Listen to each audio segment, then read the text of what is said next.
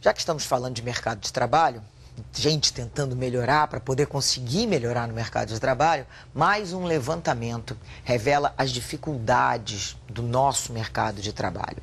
Segundo o IBGE, o número de desempregados nesse terceiro trimestre do ano voltou a bater um recorde. E quem tem os detalhes e os números, claro, é Juliana Rosa, no nosso estúdio em São Paulo.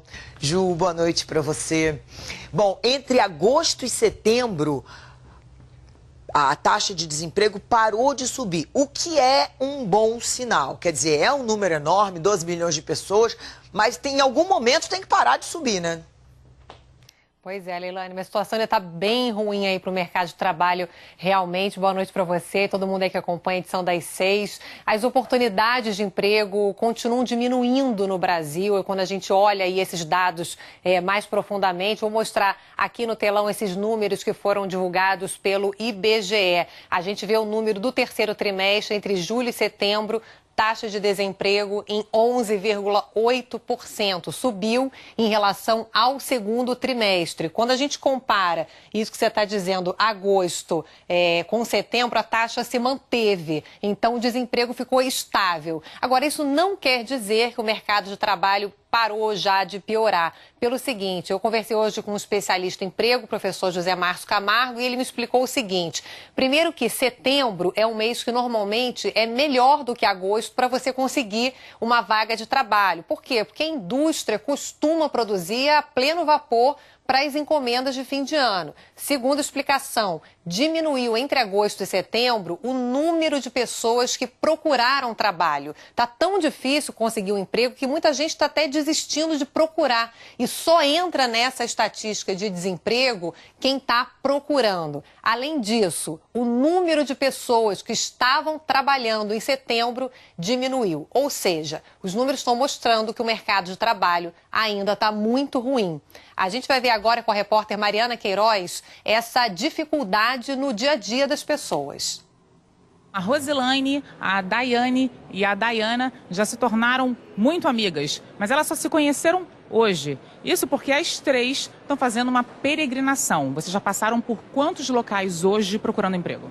Eu hoje passei por 4 lugares. Sim. Bom, passei por 4, mas ultimamente estou procurando todos os dias nessas agências aqui do centro. 5 lugares e todos os dias eu saio e procuro emprego em vários lugares. As três topam trabalhar em qualquer área. A área, sim, estava procurando uma área de indústria e produção, porque eu tenho experiência de 4 anos nessa área. Mas como está difícil de eu encontrar, então agora não estou escolhendo. Eles não têm condição de pagar um salário para uma pessoa que tem estudo. Entendeu? No meu caso, o meu empecilho está sendo esse. E quando eu chego aqui, eu sou qualificada, mas eles não estão querendo contratar gente da Baixada por causa do número de passagens. Estou desempregada, meu esposo desempregado, tenho filhos, 4 filhos, então difícil. Situação que se reflete nos números divulgados hoje pelo IBGE. O desemprego ficou em 11,8% no terceiro trimestre, o maior índice de toda a série histórica. No trimestre anterior, de abril a junho, o índice ficou em 11,3%. Agora, já na comparação com o mesmo período do ano passado, o índice tinha atingido 8,9%.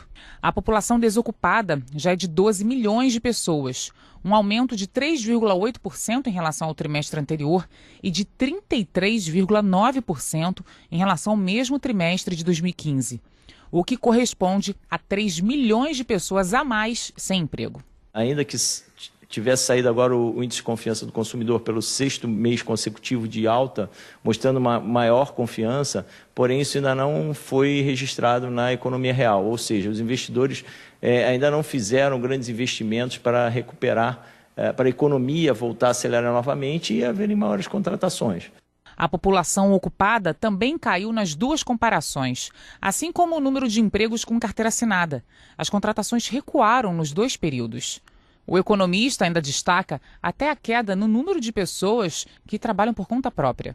Isso mostra com que mesmo, não só as empresas, mas até as pessoas que estão tentando sobreviver, fazer alguma coisa nova, elas não estão conseguindo, assim, está havendo uma diminuição desse tipo de pessoa, ou seja, né, a economia realmente está numa situação um pouco difícil. Eu vou voltar a falar com a Juliana, porque, Juliana, a gente sabe que uma das questões que é fundamental, por exemplo, para a recuperação do mercado de trabalho é o reequilíbrio das contas públicas, que a gente vem falando disso aqui quase todo dia. Agora, o pior é que o rombo de setembro nas contas públicas foi o maior para um mês de setembro desde 2007. Aí fica aquela questão... Quando é que isso vai melhorar? Tem algum sinal sendo dado? Tá, a gente está acompanhando aí essa aprovação da PEC dos gastos públicos. Quando é que a gente pode começar a realmente sentir um sinal de melhora? Olha, Leilane, sair propriamente dito aí do cheque especial vai demorar bastante. Eu hoje fui no encontro aqui em São Paulo com os economistas do Banco Itaú e eles disseram o seguinte, o economista-chefe Mário Mesquita, ele falou que o Brasil vai ficar no vermelho até 2020. E isso se forem feitos aí todos os ajustes necessários.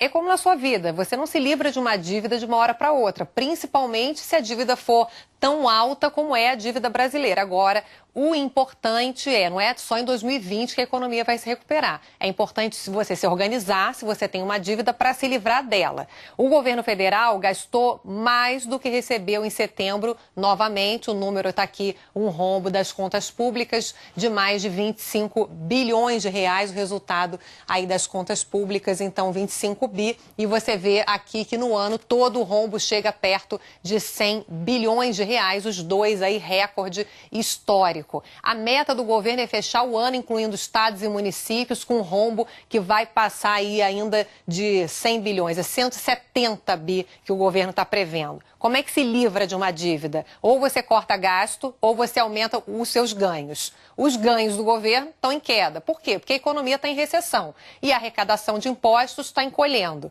Aumentar impostos está fora aí de cogitação.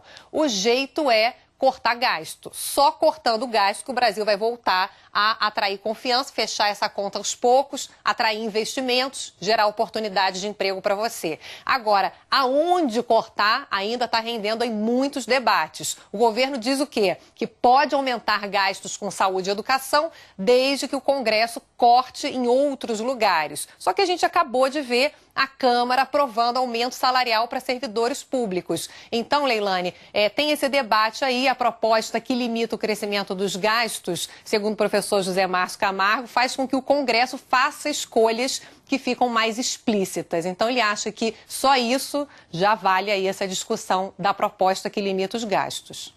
Obrigada, Juliana. É uma história que a gente ainda vai acompanhar por muito tempo.